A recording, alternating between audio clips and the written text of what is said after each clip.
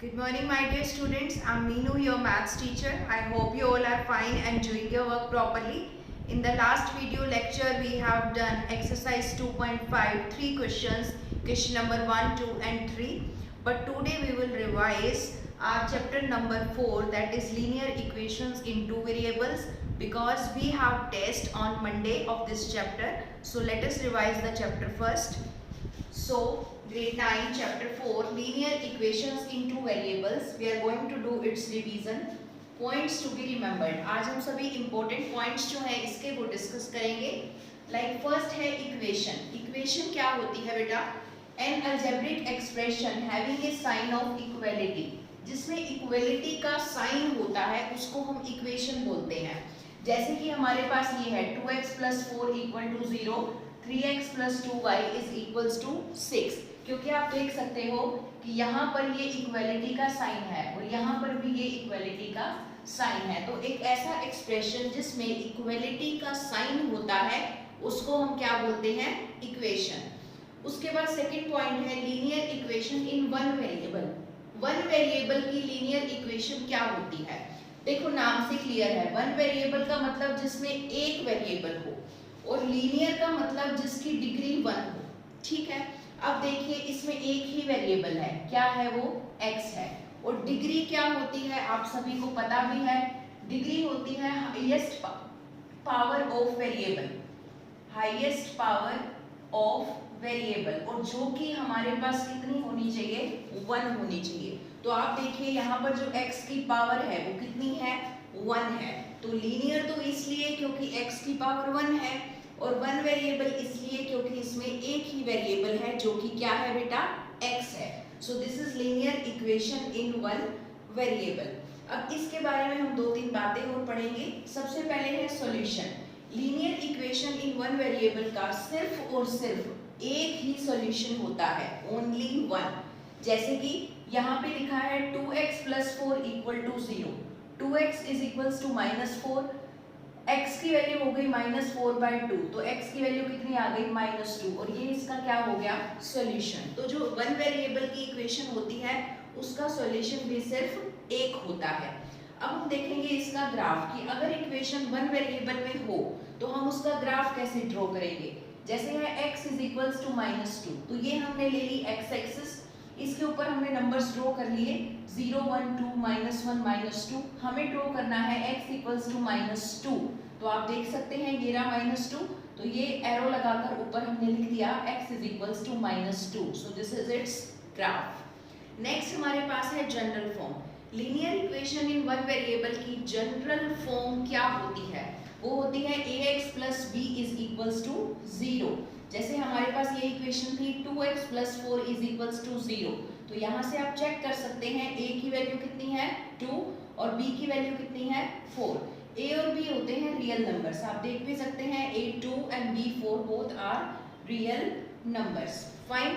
सो अभी हमने पढ़ा है सबसे पहले इक्वेशन. इक्वेशन की ये linear equation in one variable, उसका सॉल्यूशन क्या होता है, ग्राफ क्या होता है और जनरल फॉर्म क्या होती है. Now let's come to next point. Next point number 3 linear equation in two variables. देखिए यहाँ पर क्या लिखा है? 2 वेरिएबल्स. तो इसमें कितने वेरिएबल हैं? 2. एक x है और एक y है. उसके बाद है लीनियर. लीनियर तो है ही क्योंकि दोनों ही वेरिएबल की जो पावर है वो कितनी है? 1 है. तो इसका मतलब ये कैसी इक्वेशन हुई?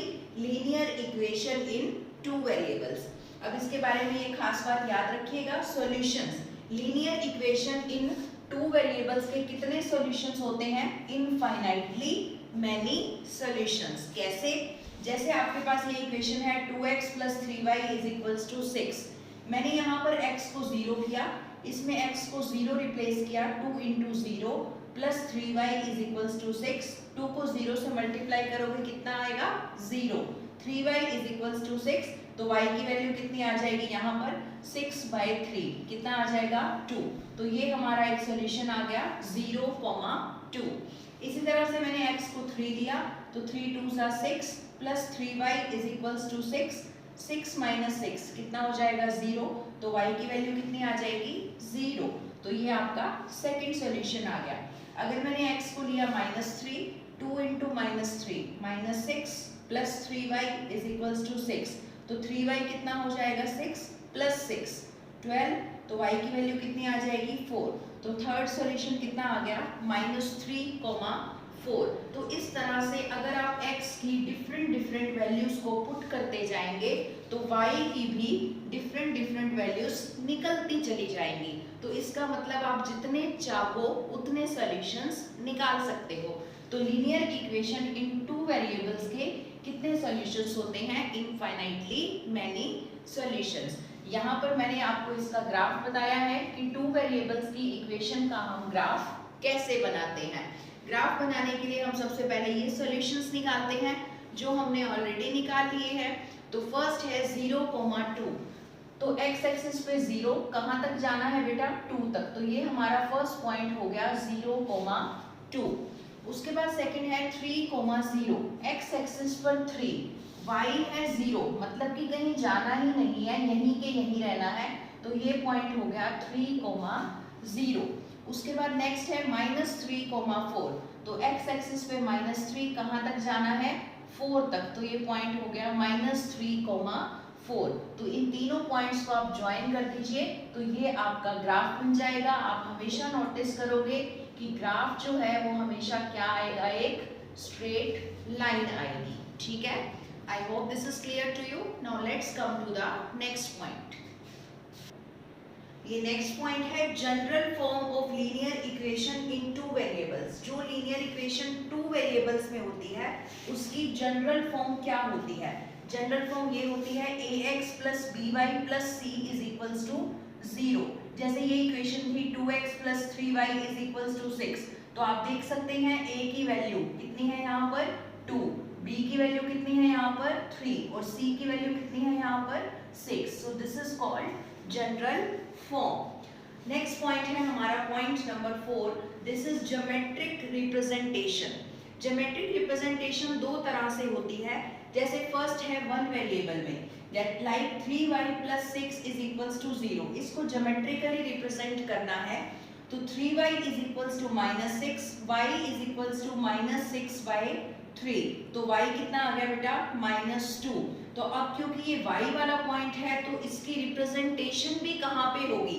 y एक्सिस पे होगी। तो देखिए ये मैंने ड्रॉ की है y एक्सिस। तो y एक्सिस पे ये 0 है, ये -1 है, ये -2 है और हमें क्या ड्रॉ करना है? y is equals to -2। तो ये वाला जो पॉइंट है हमारा क्या हो गया?